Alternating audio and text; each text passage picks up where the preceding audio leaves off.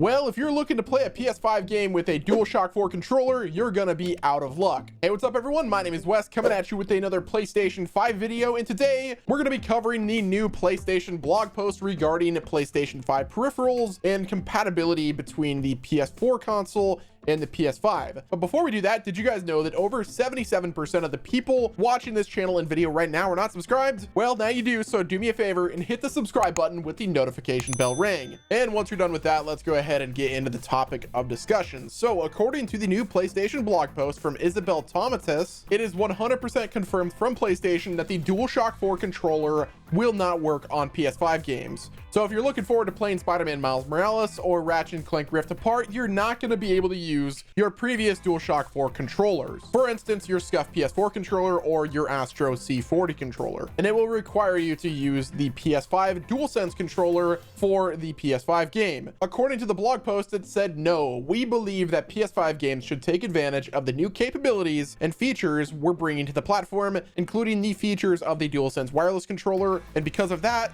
we're not going to allow you to use the DualShock 4 controller. Now, as is tradition, people are super upset about it. They were really hoping that they could use their DualShock 4 controller on their PS5. In my opinion, the outrage that we've seen on social media regarding this news about the PS5 controller situation has been taken completely out of proportion. In my opinion, if you buy a brand new PS5 controller, you should primarily use that PS5 controller unless you're playing games from the PS4. Now, this is in contrast to how Xbox is doing things. If you have an Xbox One controller, that Xbox One controller will work on the Series X and vice versa, which, don't get me wrong, is a cool thing that Xbox is doing, but the reality is the current Xbox One controller is not much different than the Series X controller. But PlayStation took a lot of time and they innovated their DualSense controller to add a bunch of features like haptic feedback, an improvement to the battery, the Bluetooth system, which should hopefully provide less latency between the console and the controller, adaptive triggers that offers a level of resistance while you're gaming, and according to Eurogamer, examples of this action include the tension when pulling a bowstring before firing an arrow, and being able to differentiate between the feel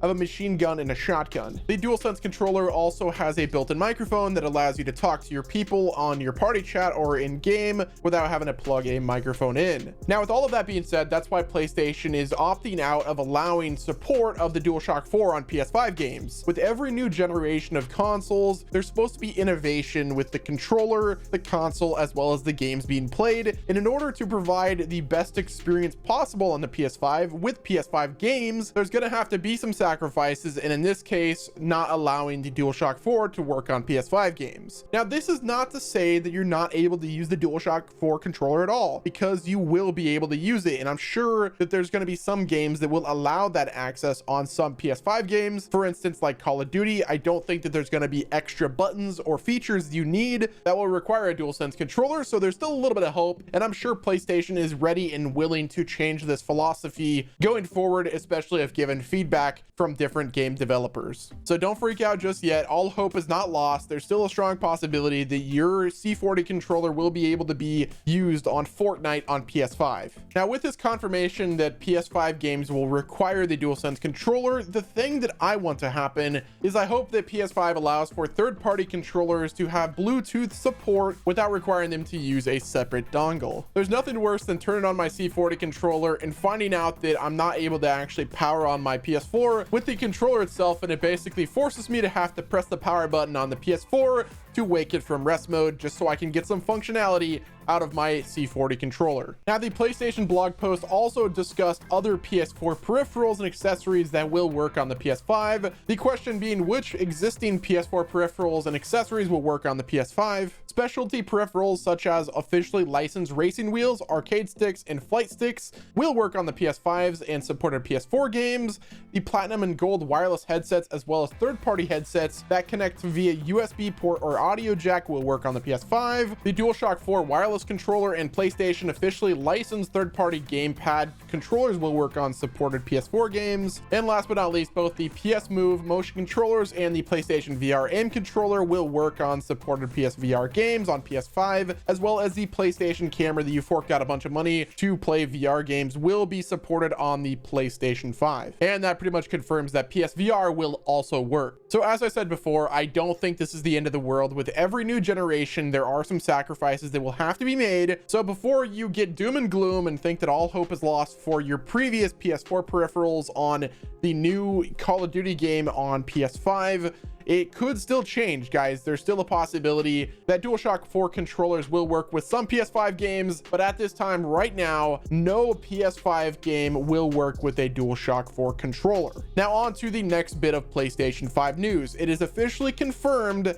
that the state of play will be taking place on August 6th, as I predicted in my previous video. And of course, PlayStation is already setting the expectations for the state of play so people don't start wandering and speculating on what's going to happen. But it's going to have a focus on upcoming PS4 and PSVR games. There's going to be a few quick check-ins on third-party and indie games from June's PS5 showcase, but there's not going to be any new PS5 announcements. So if you're hoping that this was the conference where they announced the pre-orders for the PS5, better luck next time, guys. It's not going to be on this event. We might get a teaser for an upcoming event about the PS5, but it's not going to be on the August 6th one. Hopefully we get a state of play August 13th, but it's looking like that it might not be until the end of August or even later to possibly even September that we get a hardware reveal for the PlayStation 5. It's super unfortunate. I was really hoping this thing was going to be a showstopper, but at the end of the day, after the previous PlayStation conference, they really don't have to say much. They can kind of just let Xbox do what they want and they'll be in a pretty good shape for this next generation. But guys, that is going to wrap it up with this video. Are you upset you're not able to use your PS4 controller on your PS5 games, or are you kind of just indifferent and are excited to use the PS5's DualSense controller? I'm personally hyped to use the DualSense, but I want to know your take in the comment section below. As always, guys, hit the like button, subscribe to the channel with your notifications on, and until next time, this has been Wes, and I will see you on the next